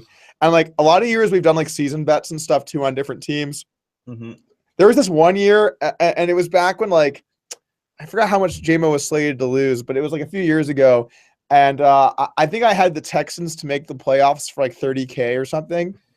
And like it You guys came are down such to the Deja. final Great. Sunday, and like the Uh-huh. stakes were like this is back when like we weren't there was a lot less balling going on here. It was like it was Okay, okay. it was a sizable bet. And I remember being like going into that weekend, I was like, man, please make the playoffs. All they have to do is like win, and like I think maybe someone else had to lose or something. It needed like that combo. Yeah. And if that had happened, JMO was living with me at the time. I had already planned on while he was like out doing something, I was gonna change everything in his bedroom to Texans gear, Texans blanket, Texas photo, Texans pillow, really Did little you buy stat. all this shit in advance? Surely not. Like No, no, no. And you then were they gonna go out lost. and buy it. They Yeah. lost. But man, he was like right down to the end. I like that. And you know what the thing is too for football? I know how in sports people have teams. And like I kind of have teams. Like I grew up in Southern California. I went to a lot of Padres games with my dad. At least in baseball, I guess I always root for the Padres. They always suck. So that's consistent. But Mhm. I've always been like kind of like a Southern California sports fan in general. But the thing about football is I just love like the strategy in it because like I feel like there's so much high level strategy going on between like the coaches and the players and that combined with just like how physically challenging the sport is, I just really enjoy watching that. But like yeah, you're right. Like the constant TV breaks or commercial breaks and stuff, it can be unbearable if you're just watching one game. I feel like stuff like this as well just has like I don't know for me at least that's like such a crazy um correlation to like what you watch growing up and like what you're introduced to, because like if you grew up watching football, like you're gonna watch football. Like if your dad is super into it and Sundays are for football and everything like that, like you're just gonna watch football forever. And for me, it was hockey. Like we watched like every single hockey game. Um, but yeah, Well, I mean, overall, like going to hockey games is a lot of fun, and like I like hockey a lot more than soccer. But in these games where it's just like really low scoring games, I mean, like, and there's so many people in the chat like couldn't call me a stupid American or whatever. I get it, but like, I know positioning is happening and stuff. Like, I get that, but I just that just to clarify though, like like in like hockey and in soccer, like it's like only worth one point for a goal, and right. in So it's pretty football it's important. like six, right? So like that's why Yeah, the scoring's higher. yeah, exactly. Well, I don't mean the amount. I mean the amount of scoring is Yeah, still yeah, I know what you mean. Stupid American. There they all are. class of stupid American. No, it's all right. But I'll yeah, no, take I it. feel that. I mean, like a draw in soccer is just like the most boring shit ever. Especially when like there's like so many teams that have like different play styles that are just like defensive or whatever. So if you get two of those, it's just like miserable. Shouldn't be allowed, IMO. Yeah. All Should right, have to. so Go. let's go ahead here and let's make this announcement because I think the good people of YouTube have been waiting long enough. And our announcement is the newest upswing poker coach for the lab, Tonka, Hello. joining Looking us. forward to it, man. It's gonna be good. Are you excited? Yeah, I'm super excited. We're putting up your first Play and Explain today in the lab. Awesome. Yeah, Ryan and I went through that. It's a big 109 win. Super good. So should be good, man. I'm like really looking forward to it. Yeah, it should be exciting. We definitely want to bring someone like a tournament like expert into the lab. Chat going like absolutely ballistic right now. But we wanted to bring like a tournament expert in and felt like you'd be a good fit. You know, I've gotten to work with you and like talk with you a bunch. You're a smart dude and you're a good poker player. So happy to have you on board. Yeah, thanks, man. It should be good. I'm looking forward to making more videos. Obviously, you know, making some modules, hanging out in the Facebook group for sure.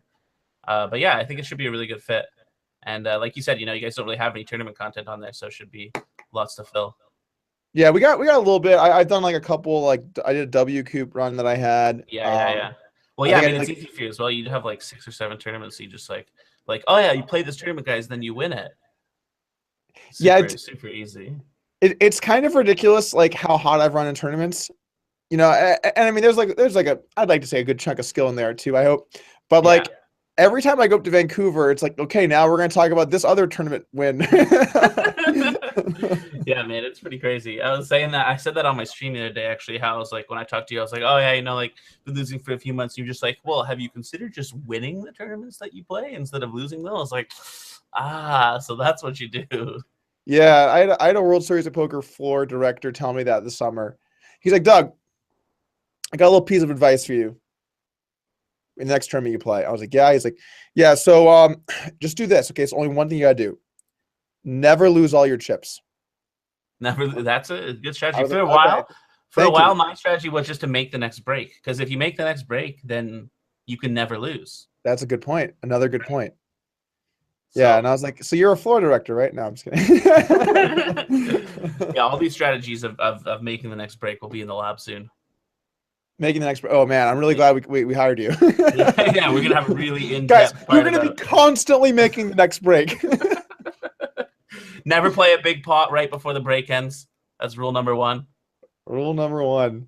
Well, it's good having the team, dude. I'm glad we get to work together. I feel like for a little bit, like when we were both like firing on Twitch, we were like kind of competing. Yeah. I mean, that's like the Twitch market, right? Like that's how we were talking about how like important that top spot is and stuff, and how you are just competing super hard. Yeah. But yeah, we definitely were for a while. But it's gonna be good to work together, for sure. Yeah, I'm looking forward to it. Should be fun. Yeah, definitely. All right, so we got a couple other topics here we're going to talk about, and then we're going to call it a sesh. I had a question here, and I don't know how much you enjoy your poutine. Poutine? But what are the something was like someone was saying it was overrated or something. Is poutine overrated? No, poutine's not overrated. It's like delicious fries with cheese curds and then gravy. It's like the best thing you can eat, and you can buy like all sorts of fancy ones with meats and stuff. But, you know, with the healthy living, there's no more poutines. I was going to troll you, but you worked it in. But I got there. I was like, oh man, actually, the place at brunch has these pad thai fries, they're called, and they're just like these super spicy, like unbelievably amazing fries. But yeah, I couldn't have any. It was sad times. Brutal. And what's your alcoholic beverage of choice? I mean, I'm pretty easy, to be honest. I'll drink most things, but I do enjoy a good scotch. I know you do as well. I know you do as well. But like on like that's like a home drink, you know, like if I'm gonna have like a nice scotch at home, but like on like a night out, just like a beer or a gin tonic, you know. Gin tonic, dude. I love a good gin tonic. It's like it tastes bad and it's unhealthy. It's the worst of both worlds. It's really unhealthy. Yeah, I mean, so I've ruined gin tonics for my friend. I was like, you know, like he was like, just have a gin tonic. That's healthy. I was like, you know, tonic water is like incredibly sweet, has like infinite sugar in it. He's like, no, it's not. He's like, I've been drinking gin tonics for like 6 years. He's like, no, it's not. And I was like, dude, look at how much sugar's in tonic water. And I ruined gin tonics for him. He doesn't like them anymore. Everyone thinks that because they think your options are soda or tonic. Yeah, because they relate these two to the same thing. But tonic water is actually crazy sweet. Like if you start to taste it. Yeah, tonic is it's just you're drinking water, sugar water, whatever you want to call it. That's all it is. It's like it's like 30 grams per serving of sugar. It's unbelievable, yeah, and it doesn't taste very good either. But a good gin and tonic though, with like all of the fixtures, is nice. Like a black pepper gin and tonic or something. You got to try that. I don't like gin. I don't like tonic. I'm trying to imagine if putting them together would make it better, but I'm having a hard time seeing it. Okay, so here's my battle. I love I love beer. Yeah, I love beer's beer. good, and you can just It's drink beer for like ever as well. You know. dude, I'm right there with you. I don't have a sweet tooth. I'm not really into like chocolates or desserts or any of that stuff. But like, if you give me like beer, I will drink all of it, Mhm. all of the beer, and like it's just so unhealthy for you. It's really this is like bad. It's really bad. Yeah. this And is if you maybe get like like if you tried like a Michelob Ultra, oh God, man. they're not great. You know what? Honestly, the other day I was thinking about this. I'm like, you know what they should do? They should have beer, but like some kind of like lighter version of it. And then I was like, They call wait, me wait Bud Light. Bud Light. And I drank a Bud Light, and I was like, ah, it's like It's like not. a good Hefeweizen. And shout out to Germany. I'm sure I butchered that, but I tried. A good Yeah, you butchered Hefeweizen. That's what's up. Yeah, a nice like wheat beer. Oh That's yeah, what you're so looking good. for. Some German or Belgian beer or something like that. That's what you're Oh really yeah, looking dude. for. The Trappist beers, like oh, it's so good. Hmm. Now I want a So good. beer. This isn't. Let's move on from this topic because now I want a beer. Oh, all right. Let's go big picture. Let's go pretty meta. Let's talk about the future of poker entertainment. You know, in the last like year or two, we've seen really the development of like, you know, YouTube and Twitch on like a much bigger scale. I think we saw Twitch kind of like come out of the gate pretty hot like 2 or 3 years ago. And the last year we've seen like a lot of YouTube surge as well. Yeah, Where do I you mean, you have a big part to hand in that, right? Oh, I'd like to think so, but not For just sure. me. You know, like I think Andrew Nemi did a bunch too Yeah, to grow. I think Andrew Nemi kind of pioneered like a content type. You know, there were maybe some your vlogs your, before. your good buddy D Negs had a lot as well. My good buddy D Negs, of course, glad to be on the team with him now. Yeah, Yeah, he also, dude. You know what? Like I'm gonna give D Negs props here. Like this summer, he did a vlog every he put a day. sick grind in. Yeah, that was a sick grind. That's a sick grind. I mean, like wouldn't have said some of the things he did say, and it got a little preachy at times in some of the vlogs, but just in like terms of like work ethic, like that's actually like really impressive when I think people that already have a lot of money and are still like grinding hard because they wanted to do something. I think that's pretty cool. Yeah, But yeah, I mean obviously he's been in the game. I really do believe Nemi pioneered the whole vlog like the whole thing. live poker vlog. Yeah, Dude, absolutely. after Like him, I mean, I only talked to him for a few minutes as well, but he seemed like a crazy nice dude. yeah, he's a good dude. He's a good dude. Yeah, yeah. No, he didn't stop. Did he stop by the upswing party? I forgot. I think he did, right? Yeah. He was at the upswing party for a bit. That's where I talked to him. Okay, cool, nice. Yeah, but like if you look at it, I mean, okay, I'm gonna give it some props here because I know that there's at least 10 people that are like, dude, Trooper. Okay, Trooper was vlogging poker way before Nemi, but like he didn't really make it big. You know, Nemi made it big, and part of that is because like I don't know if you've watched many of his vlogs. I've watched a few of them. They're really high quality. You know, Yeah, there's like drone shots, good music, solid editing. Like they're like seriously good vlogs. And I he think does it that all like himself, right? he does it all himself, man. Yeah, that's crazy, man. That's nuts. If Yeah, I do my editing, I would have like no videos. yeah. I mean, how do you find the time? Like, it takes like hours to like solidly edit. Like, I can't imagine how long it takes. Like 4 or 5 hours for like most of them. I would feel like for a lot of them sometimes.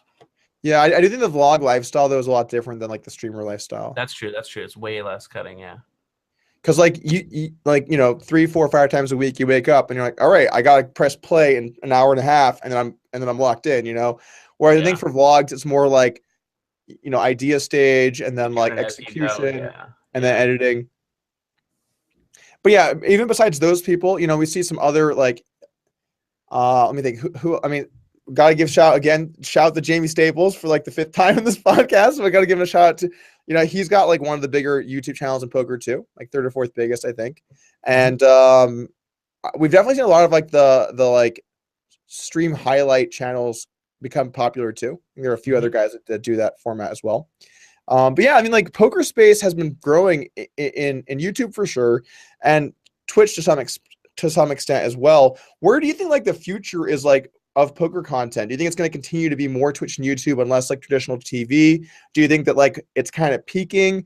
Do you think that there's still a lot of room to grow? What are your thoughts? I think there's definitely still a lot of room to grow, and I think like we probably will see growth as like more people come up. I don't know. The thing is about about like content creation and poker and stuff is it's like relatively hard to get like somebody good to high stakes that like wants to do it and do it right, you know, like because to really be like relevant and to put out content and, you know, get like a reasonable following, like consistency again is just like so important, you know, and like you really have to do it. You can't really do it like part-time or something like that. So I feel like it's kind of hard for like it to grow on like a massive scale where there's like heaps of people doing it. But I definitely think that what everybody's doing now is just still going to get you know, more traction for the poker game in or poker content as a whole. And that, yeah, I mean, that more people are going to come along for sure. I mean, I'm sure some will find somebody that comes up in streaming or in making videos on YouTube in the next year, right? Like there's got to be at least like one or two more that get introduced to it. I think the tough thing is in the streaming space. You know, I do think that we're going to see some people like, you know, become bigger streamers. I mean, Lex is doing everything right to become like the biggest poker streamer down the road. I mean, definitely. Again, I don't know like if that's possible given like some of the constraints of the platform, but and then on YouTube, the great thing about YouTube that I think, like unlike with Twitch, if you're just like, unless you can play high stakes on Twitch, where that's just an instant edge. Like, yeah, well, that's what I meant by like somebody coming up, like somebody new, like that's gonna play like high stakes, you know? Yeah, I don't really think it's not really an environment where you can make it like not doing that. Yeah, no, like on YouTube, I think you could be anyone. And if you just make good videos, you make funny videos, you find a new area within poker, or you do like, you know, vlogs or news or hand analysis or whatever. You find something that's a popular format and you do it really well. I don't really think it matters like how high stakes you play and stuff. Like Nime is like, you know, he's a solid reg, but he plays like 5-10, you know, he's not like a high stakes reg or anything. But in the Twitch landscape, at the end of the day, and this is something that has helped me. I mean, this has probably been one of the biggest advantages that I had when I was streaming. I could just like outspend people. You know, like you can play literally whatever you want. So, I mean, like we talked about, you know, people like to see like the tournaments more, but still, like people love to see like the high stakes cash and shit, right? Oh yeah, for sure. I mean, like I can play like a 25K and have like, you know, most or all myself or whatever, and then if I just like brick off twice and lose 50K or whatever, then like whatever, it's like bad Tuesday, you know, or like whatever's going on. So and like the thing is, I know when I do that like if someone's in the directory and they see like a $100 tournament or a $25,000 tournament, you're gonna win. You're always gonna win. So they're gonna head to the 25K. I think for people to succeed on Twitch, I think that it needs to be players that play higher stakes, making that move over. I do kind of feel like those skill sets are completely separate. Like being a good entertainer and playing high stakes poker, yeah, they're like significantly different, especially in like the poker world, right? Because you have like the vast majority of poker players, you know, come up in like they're like 19, 20, 21, 22 years old, you know, like, and they just come into a bunch of money. They're not the most socially adverse people to begin with a lot of the time. I mean, straight up, poker players are fucking weird, dude. Yeah. No, definitely very weird. Like, and then content creation people are weird as well. Oh yeah, but in a different way. This like really, really weird little mix of people. I mean, I think content creators tend to be a little more socially aware. Like, definitely more socially aware. Weird in different ways, I would guess. I mean to say, yeah.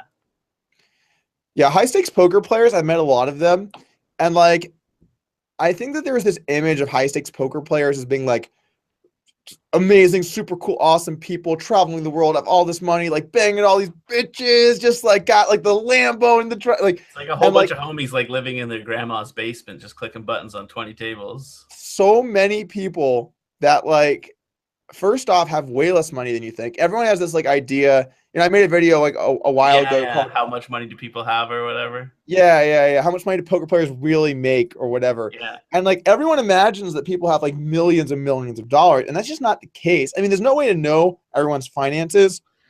But very few people that play these high stakes are like just like rolling in millions of dollars and have all their action. Very, very few people are rolled for like 100Ks. Yeah. Very few. I mean, like, I'm not embarrassed to say, like, I'm not bankrolled for 100K. Sorry, guys. Yeah. Like, you know, like, it's legitimately hard. I mean, to become bankrolled for 100Ks, you have to have, like, because they're going to be tougher fields as well. I mean, we're talking like, at least 10, 15, 20 million dollars to be able to play like 100Ks or 111Ks or whatever. just like happily. Yeah, and like, guess what? Sometimes you lose millions of dollars. It's just like part of the swings, right? So there's definitely like this like perception of high stakes players that I think part of it is like a few of the guys that do have that money kind of give the perception to everyone. But there's also so much like faking it till you make it in poker. Everyone wants to let on. Everyone wants to let on tournaments as well, right? Like someone who like banks a tournament and then like just like goes and plays like the high stakes schedule on like the circuit for the next like 2 years or something, just like out there faking it until they make it, Like you win like one tournament and you win like half of that amount of money and then they just blow it in the next like 3 years, like traveling and stuff. I feel like a lot of people have done that playing like high stakes tournaments.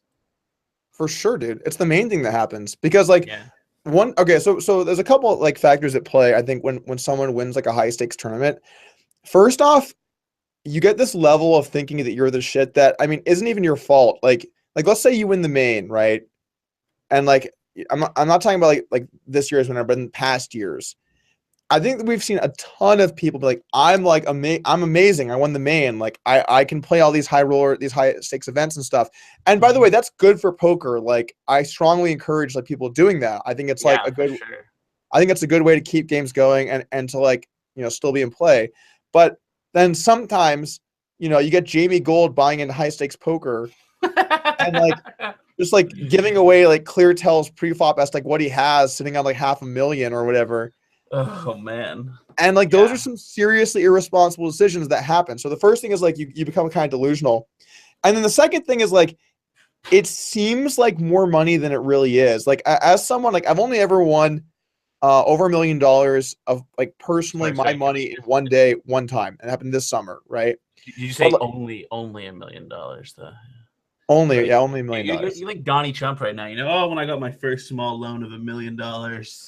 First small loan. Like playing down, saying $1 million that you won $1 million. Yeah. Okay. Fair. But hold on here. I'm going somewhere with this, right? And you're like, okay, $1 million. I'm set. Well, first off, taxes. And if you're an American, get ready because you're going to get destroyed. It's going to be 40% at least. Then, you have like 600K or whatever. Yeah, you can pay off your debts. You could buy like a reasonable car and like put down payment on a home, but then you're done. I mean, you have like 1 or 200K left liquid or something, if even. Like, I think people, when they win $1 million, which happens to people, they win tournaments, they win $1 million. They're like, oh man, life is different. I won the lottery.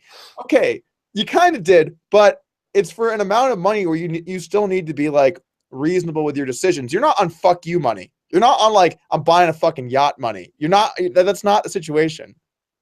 I feel like in like the lower stakes of poker, like that goes on like even like tenfold, like the amount of people that win like 40 grand in a tournament or something and then just like blow through that like super quickly, like on like a much smaller scale of just like thinking like, oh, I won like 40 grand in a tournament. Like I'm the shit. Like now I'm going to play like every single 215 that runs, and then like 3 months later, they just have, 5K left or something. I mean, like I sort of did that when I first started out playing poker, right? Like I spun up to like 50 and then was down to like 15 or so. Thought I was awesome. I wasn't. I think everyone does that though. Yeah. You got to learn, right? Yeah. Yeah. Everybody at some point thinks that they're better than they are. And then once the downswing rolls on, everyone at some point thinks they're worse than they are as well, I feel like. That's also totally fair. I think that does happen more in tournaments though, because like your true skill is so masked. Like, yeah, and like the swing's just so much crazier. Like, I mean, I remember like a cash game like telling me that like he never lost more than like 70 buy-ins or something like that.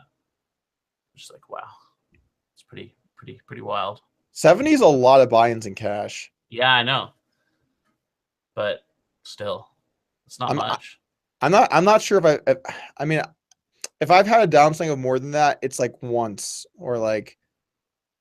It's pretty crazy. Well, it also depends on the format too. Like, for example, in like high edge formats, you're even less likely to have that happen to you.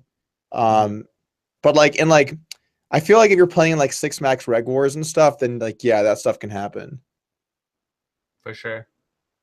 Yeah. You ever play any of those 6 max reg wars?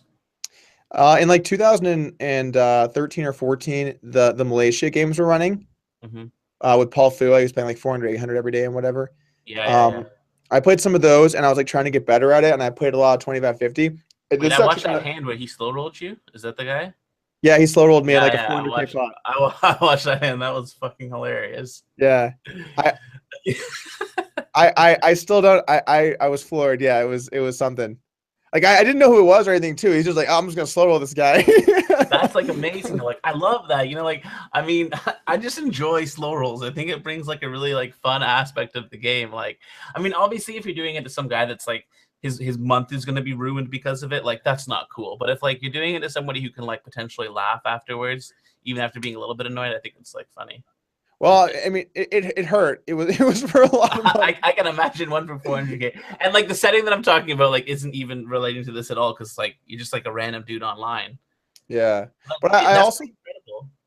Also you got to think about it like this, like Paul Fua to him like a 400K pot. It's like he's playing like 1-2, like whatever. Yeah, Like, yeah. That's what I was gonna say as well. It's funny that he slow rolled you like when like he like the stakes are so small. But I guess it's like more reason for him to do it because he's just like having a laugh, you know. if you slow rolled someone in like a legit like crazy high stakes spot, like if you were down to like you're playing heads up to win the World Tours Poker main event, and like the guy jams the river, and then you just slow roll his ass for like 2 minutes. That would be so savage. Can you imagine? It would be the most devastating moment of your life by so much. Like, yeah, I mean, it would be brutal. It would be brutality. I was a part of the most savage slow. I wasn't a part of it, but I was at the table to witness it of like the most savage slow roll I've ever seen. And it was like when I used to play like live poker primarily, and it was at the casino, like at a 2-5 game with like two regs that like hated each other like more than like anybody hates each other and like I've ever played with in live poker. And it was like a 7-minute tank on the river, and then like the other guy in the hand finally called the clock. And then he took down to the very last second of the clock and called. And then it took them another 60 seconds, like flip their hand over because they had king high flush versus ace high flush. And they were both trying to slow roll each other. Oh, So like the ace high flush was making the king high flush show first, but he was trying to slow roll the other guy so badly. It was so good, dude. And then like another like 15 seconds once he finally turned over the king high flush and it took him to slow roll the aces. The whole river took like 8 or 9 minutes or something. And just like the most savage slow roll of all time. It was amazing. Yeah, that's unbelievable. I've never like I'm trying to think about how much slow rolling I've really done in my life. I don't know if I've ever slow rolled somebody. I don't know. I don't know if I have. Didn't you slow roll somebody like when you guys were playing those 1-1 games in Vegas? No. Joey slow rolled.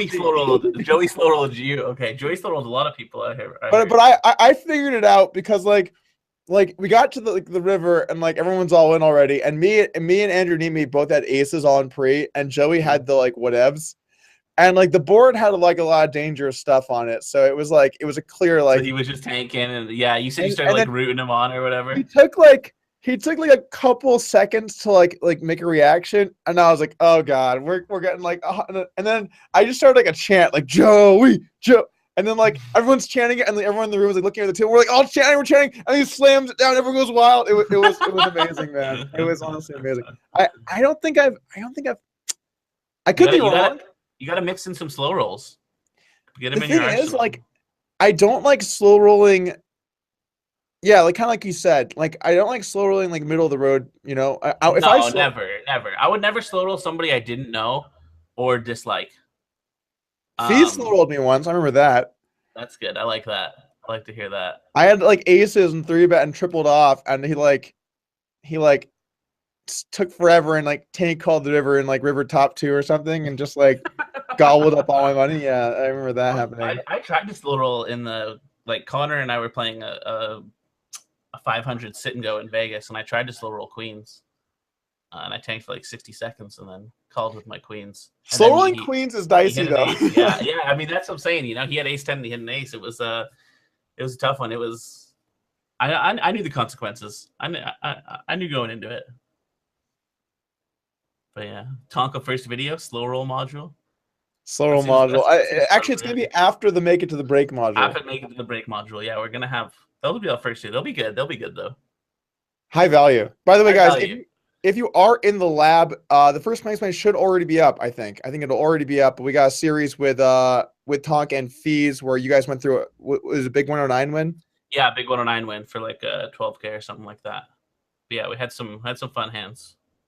We had some funny spots where it was just like, all right, I prefaced them with like, all right, Ryan, some tournaments are about to happen on this end, okay? So don't be too alarmed, don't be too shocked. We're gonna do some tournaments here. I'm kind of shocked. I'm kind of shocked he got in there for the tournament review, man. Yeah, I mean, it was good. Honestly, there was some fun spots, but other times he was just like, yeah, what the fuck, you know, Dude, like. So Fees is so funny to me. Like I think it was like 2 or 3 years ago, and like Fees had always told me his entire life, I hate tournaments. I hate them. I absolutely hate tournaments. I don't want to be part of them. And he would just go off about it, right? And like I was like, well, look, man, they're not my favorite type, but like the value, so I'm gonna play them. And then I think it was like either late 2014 or 2015. One day, like Fees just messaged me and he's like, hey, let's have a call. And he's like, dude, did you realize how much money we're in these tournaments? Like they're playing for millions of dollars and they have no clue what's going on. And I was like, yes, I still know about this.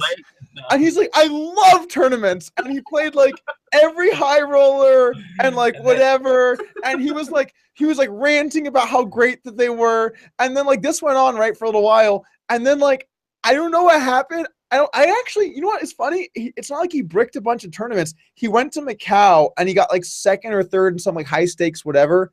And he won like, I want to say $1 million, but maybe I'm wrong. And he got back and he's like, you know what?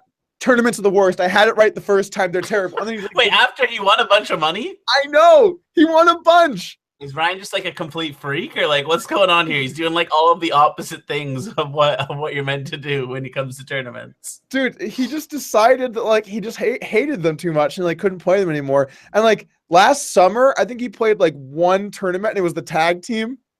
And you got him to play the main this year. I got him to play the main. Yeah, I bought last in the main.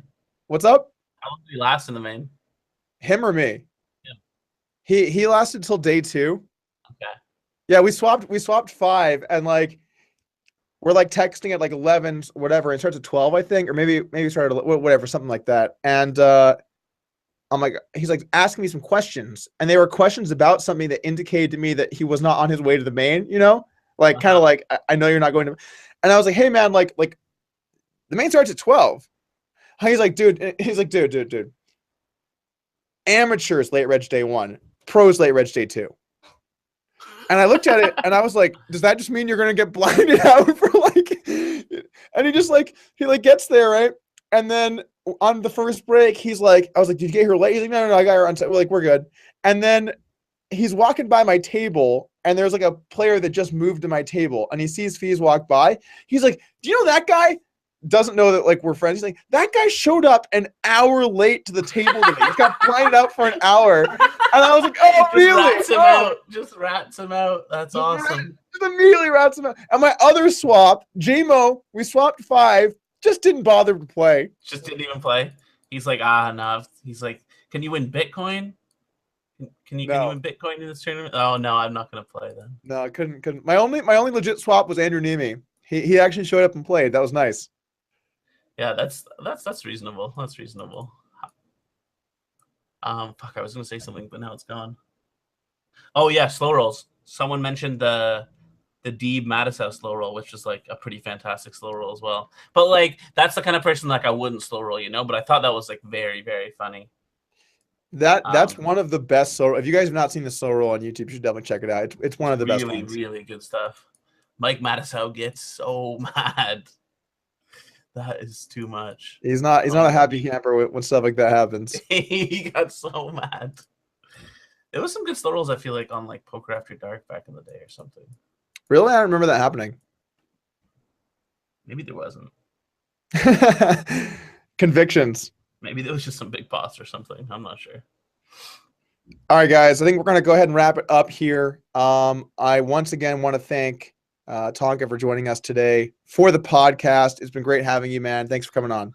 Thanks for having me on. Super excited to be a part of Upswing, and yeah, it's been good. Awesome. Like, what's your upcoming schedule like? Where can people check you out at and see what you're up to?